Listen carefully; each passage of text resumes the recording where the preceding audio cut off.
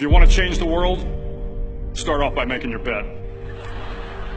If you make your bed every morning, you will have accomplished the first task of the day.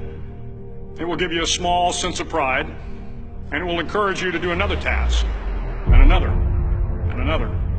And by the end of the day, that one task completed will have turned into many tasks completed. Making your bed will also reinforce the fact that the little things in life matter. If you can't do the little things right, you'll never be able to do the big things right. And if by chance you have a miserable day, you will come home to a bed that is made, that you made. And a made bed gives you encouragement that tomorrow will be better. To pass SEAL training, there are a series of long swims that must be completed. One is the night swim. Before the swim, the instructors joyfully brief the students on all the species of sharks that inhabit the waters off San Clemente. They assure you, however, that no student has ever been eaten by a shark, at least not that they can remember. But you are also taught that if a shark begins to circle your position, stand your ground. Do not swim away. Do not act afraid. And if the shark, hungry for a midnight snack, darts towards you, then summons up all your strength and punch him in the snout, and he will turn and swim away. There are a lot of sharks in the world. If you hope to complete the swim, you will have to deal with them. So if you want to change the world, don't back down from the sharks. Over a few weeks of difficult training, my SEAL class, which started with 150 men, was down to just 42. There were now 6 boat crews of 7 men each.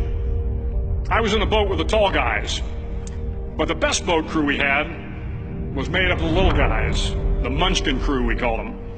No one was over 5'5". The Munchkin boat crew had 1 American Indian, 1 African American, 1 Polish American, 1 Greek American, 1 Italian American, and 2 tough kids from the Midwest. They out-paddled, outran, and outswam all the other boat crews. The big men in the other boat crews would always make good-natured fun of the tiny little flippers the Munchkins put on their tiny little feet prior to every swim. But somehow these little guys from every corner of the nation and the world always had the last laugh, swimming faster than everyone and reaching the shore long before the rest of us. SEAL training was a great equalizer. Nothing mattered but your will to succeed, not your color, not your ethnic background, not your education, not your social status. If you want to change the world, measure a person by the size of their heart, not by the size of their flippers. The 9th week of training is referred to as Hell Week. It is 6 days of no sleep, constant physical and mental harassment, and 1 special day at the Mud Flats.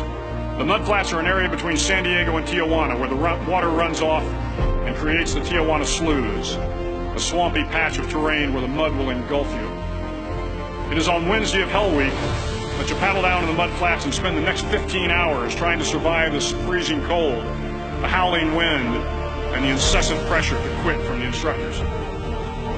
As the sun began to set that Wednesday evening, my training class, having committed some egregious infraction to rules, was ordered into the mud.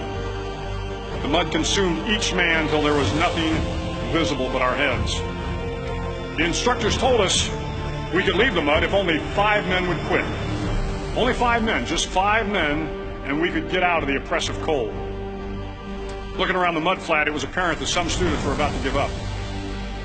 It was still over 8 hours till the sun came up. 8 more hours of bone-chilling cold. The chattering teeth and the shivering moans of the trainees were so loud, it was hard to hear anything. And then one voice began to echo through the night. One voice raised in song.